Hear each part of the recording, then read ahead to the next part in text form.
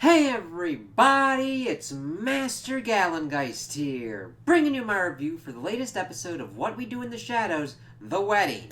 And I vastly enjoyed this episode greater than last week's episode. It did a lot better of not sticking to one joke very long and instead using the wedding as a nice kind of basis, hub, anchor, and having a lot of other people kind of working around that. Now, granted, through Nandor is mainly the focus since, of course, it's his wedding. So Laszlo kind of gets left on the wayside. Same with Colin. It is nice to kind of see them utilized here, but they aren't really as integral to the plot as everything's kind of going on. Though, granted, certain things that go along with Laszlo might eventually kind of snowball into something else. We'll have to see because the Jin's involved with certain kind of things. So, we open up in the episode, and Nandor is just pretty much convinced that people are trying to sabotage his wedding. He's going full on Bridezilla, and is even called out as a Bridezilla by the guide later on in the episode. Guillermo's just asking him to kind of like chill the fuck out. Ask the Jin to like they're trying to figure out how many wishes he has, but he's like, the Jin's like, I'm not gonna tell you. And they're trying to figure out what needs to go on. Like, Nandor hasn't slept in a week, but neither has Guillermo, as he's saying that like he's losing his fucking mind.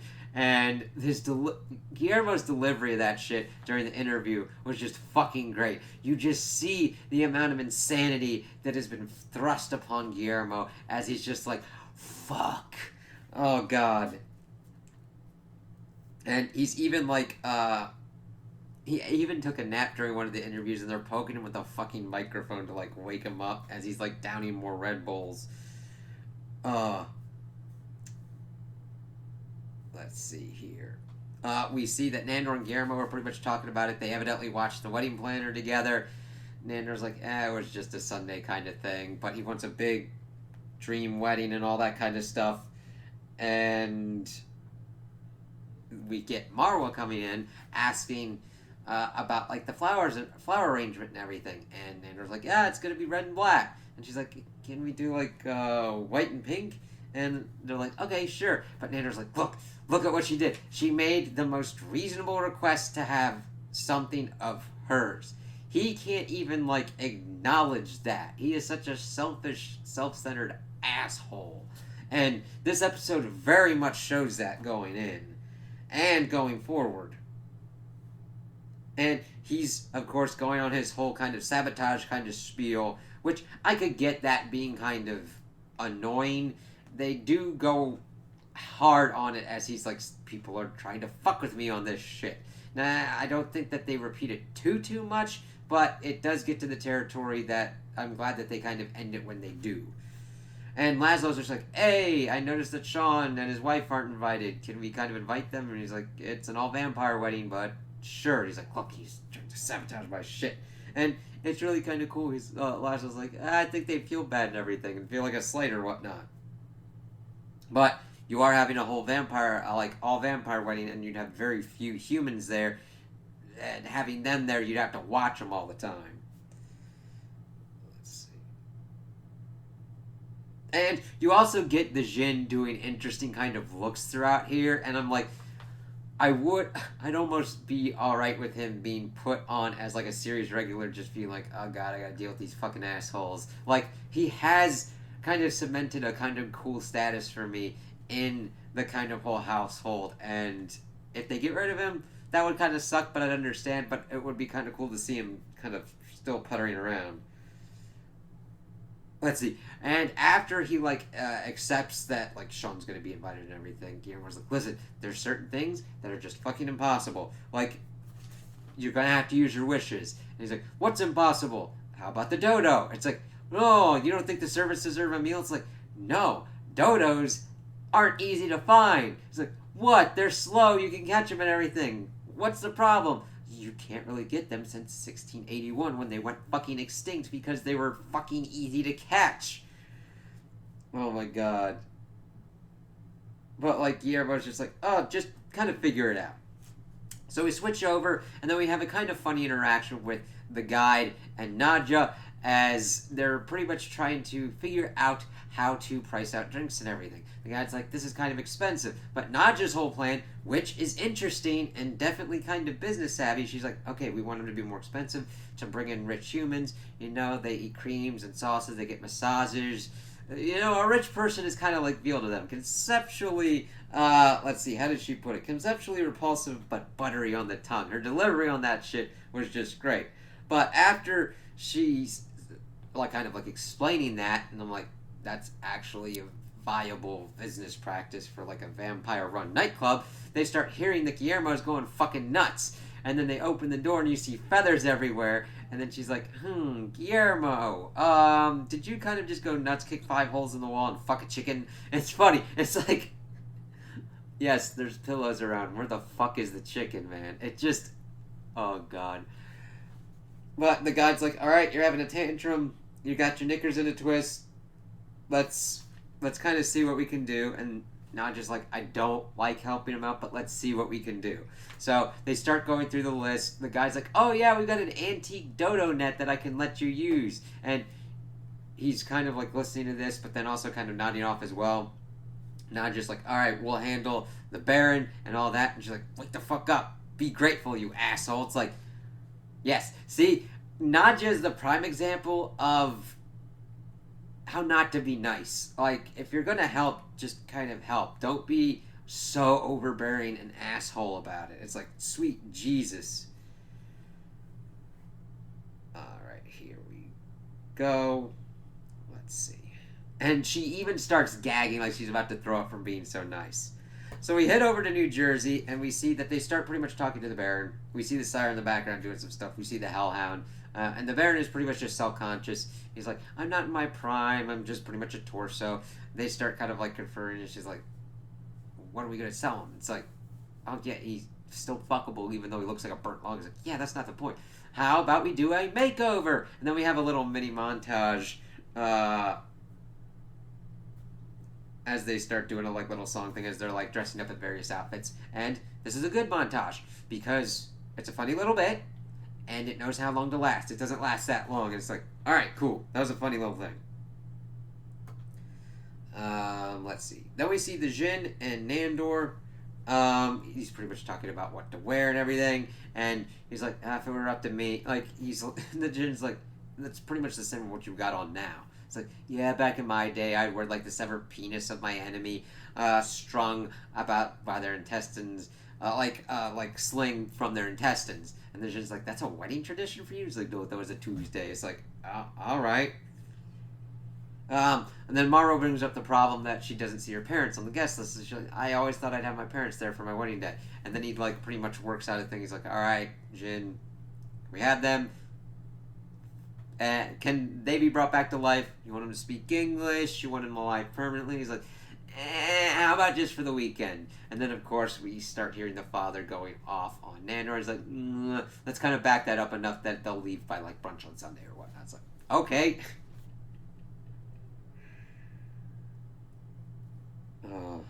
So Guillermo is then at a gas station pretty much trying to procure a chocolate fountain, of course using it more for blood. But he then starts buying like all these Red Bulls and everything, and we see Derek again. And we learn that he's working a job to pay bills and everything, and we get a little bit of a dark thing of where Guillermo's like, why don't you just take the money from your victims? He's like, I'm a vampire, I'm not a thief. And it's like, interesting. Like, you start seeing Guillermo's kind of like morality versus Derek's morality of, okay, you've already killed this person, what's the kind of point of just leaving the money there? Whereas Derek's like, I'm not going to be a thief and steal their money. Yeah, I might have killed him or whatnot, or sucked him dry, but I'm not going to steal their money.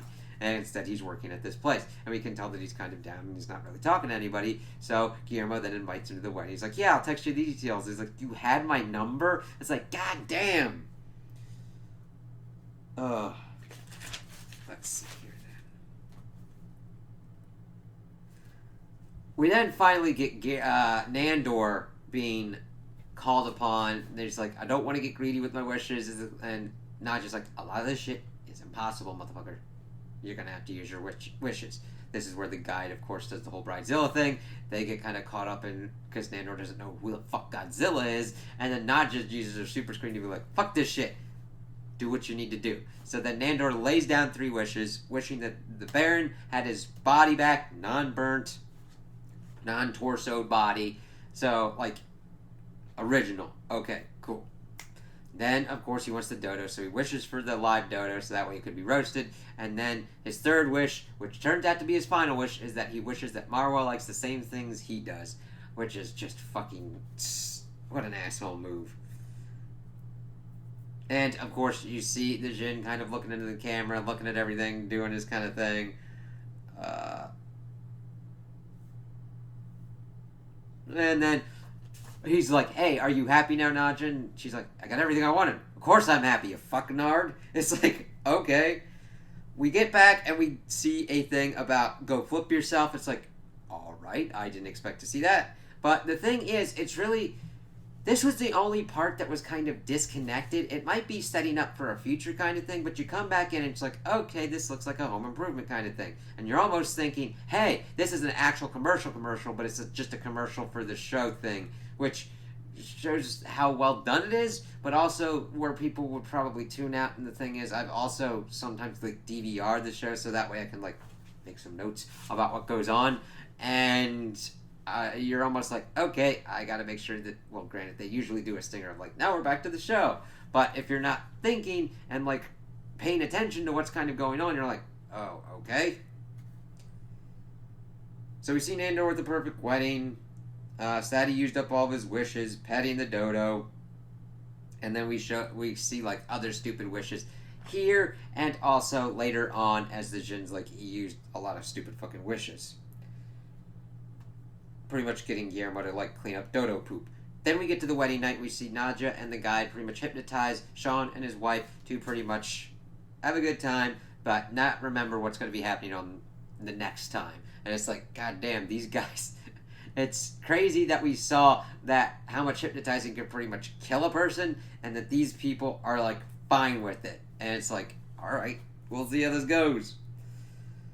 Guillermo and Nandor are pretty much like just talking. He's pretty much just trying to calm Nandor down. He's like, can you blame me for being afraid? And he's like, I'm your best man. I'll be out there with you. No need to be scared. He's like, I'm not scared, just afraid. He's like, alright, you can be afraid, but it's alright. So we see people talking and everything. We introduce the officiant. We see the Baron, and he looks kind of like dressing style similar to like Gary Oldman in that Dracula movie that's got Keanu Reeves and Winona Ryder. And I'm like, okay, cool. Like, I liked the effects that they were able to do with like fucked up Baron, and I'm like, all right, cool, good costuming, good makeup and everything. I'm like, that way you don't have to like have this dude always in that kind of weird, crazy ass shit. And we also see the sire there and all these other people. It's really kind of cool. And Laszlo's like, yeah, I'm stiff as a board, baby. It's like, okay, this is going to introduce some weird kind of shit between Laszlo and Nadja, even though they both were like, okay, wanting to bang the Baron. So we'll see how that kind of works. Because you always know how a Jin wish kind of doesn't completely and utterly turn out how you think it will. So he's pretty much playing to the crowd and everything. Like, alright, cool, let's do this shit.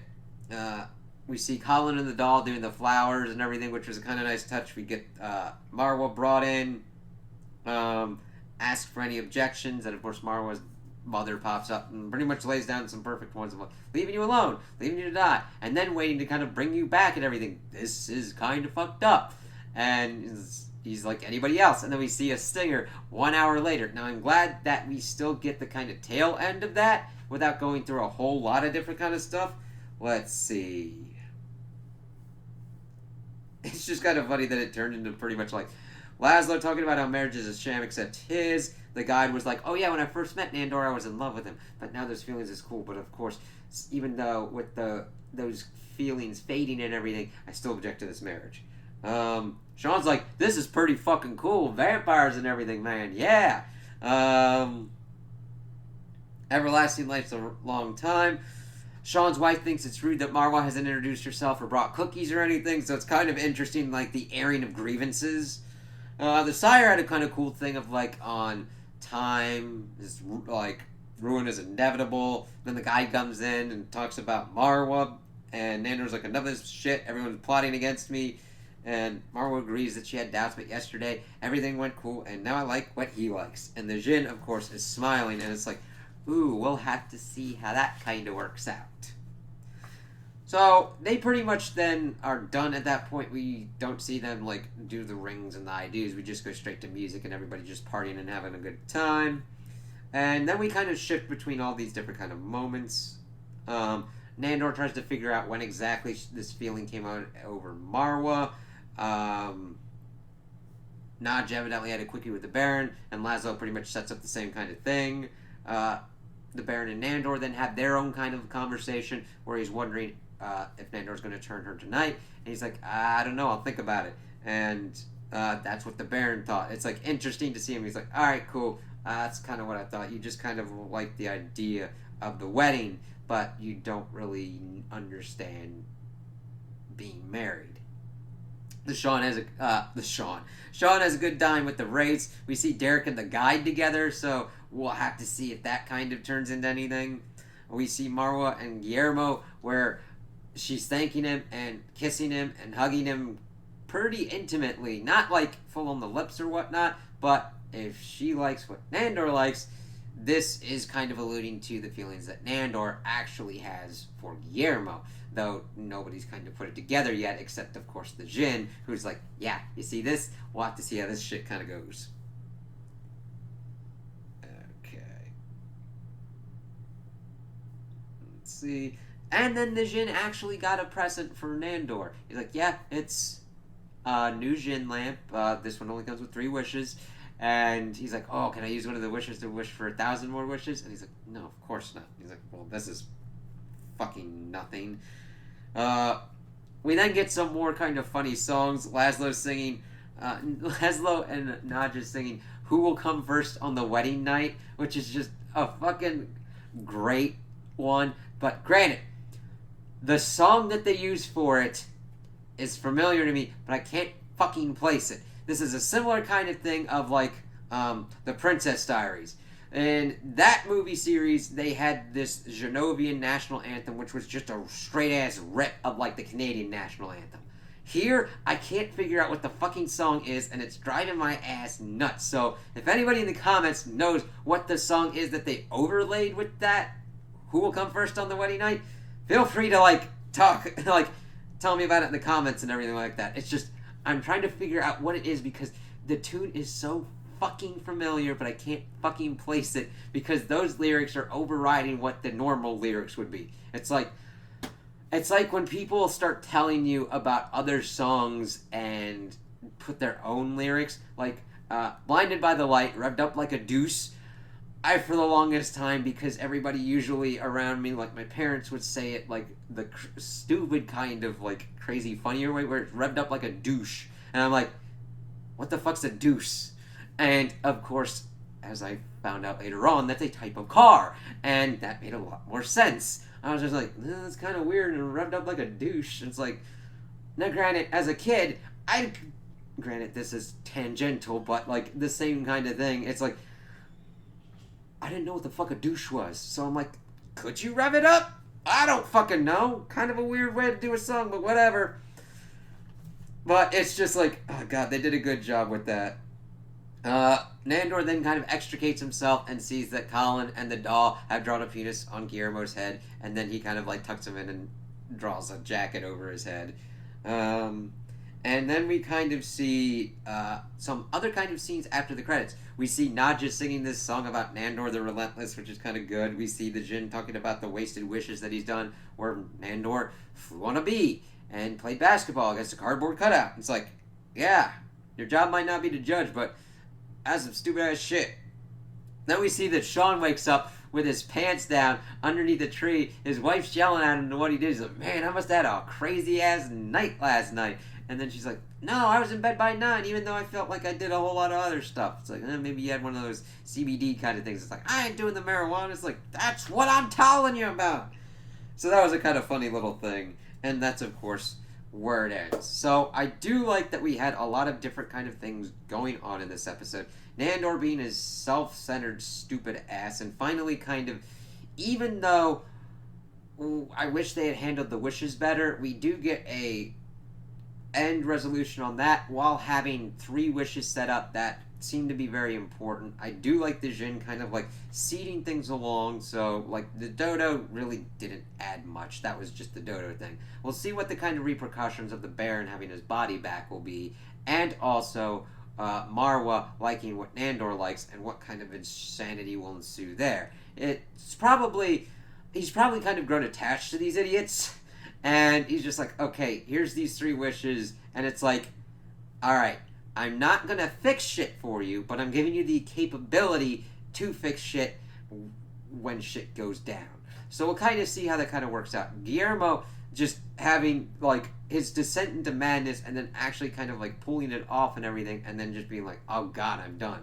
Derek being introduced in the mix and just seeing a lot of different kind of other people around, it just worked very well. They did a lot of kind of, it was cool to bring the Baron and the Sire back in and see them actually do stuff and interact with people. Now, granted, this did mean a smaller emphasis on Laszlo, to where he was very heavily relegated to just like a few little bit kind of bits, but he was given enough. So, with all the juggling that was going around, I think they did a very good job at making sure that everything kind of worked in tandem well enough that the jokes didn't outstay their welcome or didn't kind of just like fall flat at the first bit, and just kind of did a nice even flow throughout that I usually like this show for. So I was really happy with this one and hope that this kind of trend kind of continues, and that what I felt was bad in the last episode doesn't kind of keep coming up in later episodes. But I was very happy with this one and really glad to see